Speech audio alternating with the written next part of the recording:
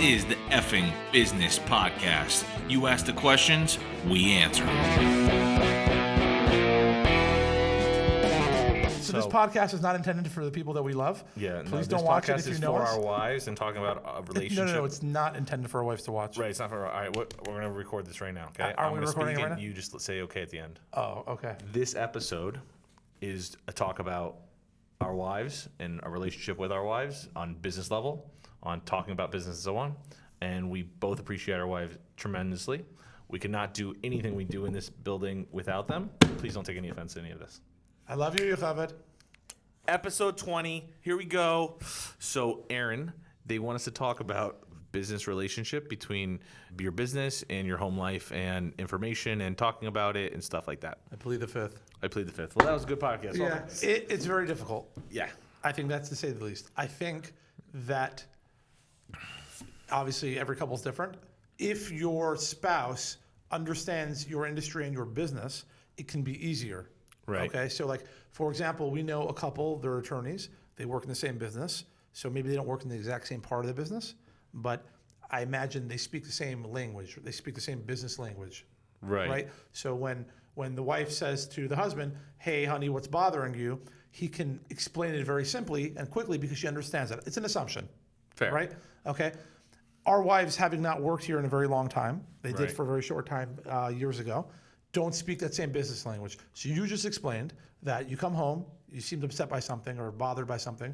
Your wife naturally wants to be there to comfort you and says to you, "Honey, what's bothering you?" And you say nothing. And not because nothing's bothering you, because you don't want to get into the explanation. A story. Right. Because it's not just the one thing. Right, because it's the backstory because it starts with, "Hey, I have to pay so-and-so a certain amount of money," let's say.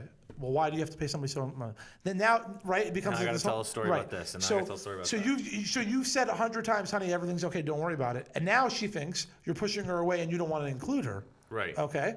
Where you're just. I think I'd rather talk about politics than this. So right now, like, you're angry. Now you're getting angry because, like, you don't want to go down that road, and now fights happen. So, like, No, and also moral of the story is have good days at work. Also, or just don't bring it home. Yeah, well, no, but also correct. like it's not so much they don't. Specifically with my wife and like I couldn't do what I could do like at work without her and so on. Like she holds down everything at the home. Correct, and so on 100%. But like I want to go home and like not talk about it, right? Like I need that like me and him talk about it all day, and like when we go home, we're still talking about it. So there is no like turn off button. Actually, that's the problem I had with my wife when she worked with us. It would be 9 o'clock or 10 o'clock at night. And you'd be talking to her about something. No, she would be telling me about problems at work, And you don't I'm wanna like, hear it. I actually want to go to bed now. I want to that's when we had real problems at work, right? Right. So like she was telling me her problems at work. I had my own set of problems at work, okay? And I'm like, I need an escape from this. I need to be able to turn off for an hour.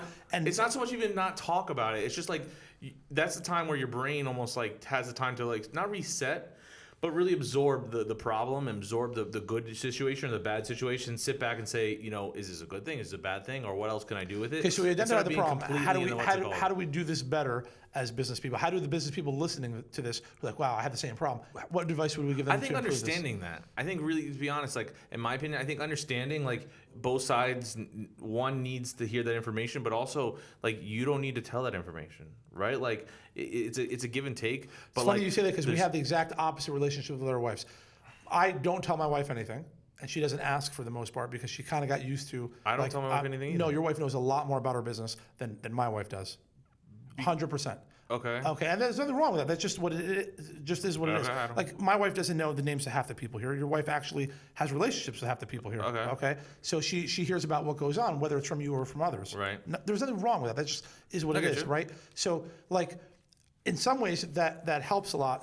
Can help you a lot because when there's a problem, she already has some of the backstory, and it's less frustrating for you to kind of relive it and explain it to her, right? Right. Whereas my wife doesn't have that, so you have to explain every little less detail. Exactly. Okay, so I don't have the small details I need to explain, but I just don't want to talk about it, right? Because like it's a 2-month backstory. So, but what I'm saying is, I think there's not a lot of things like I don't sweat a lot of the small stuff. When I first got married, caught in the details. When I first got married, before my wife worked with us, I wouldn't tell her what goes on, only because I didn't want to relive what I just did that day at dinner with her. I wanted to talk about other things. And she, I think, was initially offended because she felt like I was excluding her. I think over time she realized I wasn't excluding her. It's just I don't want to go through this. Right, not protecting. I just didn't want to do this, right? That's how, yeah. Okay, Like, so I think she's like at the place where like the bills are paid, we get a paycheck every week, everything's okay, right? I mean, that's obviously a factor. Does your wife get upset if you don't share? She wants to be part of it, and like that line hasn't been drawn, so it's problematic if you don't share. But your wife's also more aggressive in the sense like if you're not going to tell her, she's going to find it out. Yeah. Whereas my wife is like, okay, he's an idiot. I'm not. He doesn't want to tell me this. He doesn't want to share his life. So like with my me. wife, if I won't tell her, she's gonna ask someone else. You have FOMO. Does your wife have FOMO? When it comes to information. Well, what else would you have FOMO about? But about stories and things like that. Like she wouldn't want to see what happened like at a crash. Oh, like you do.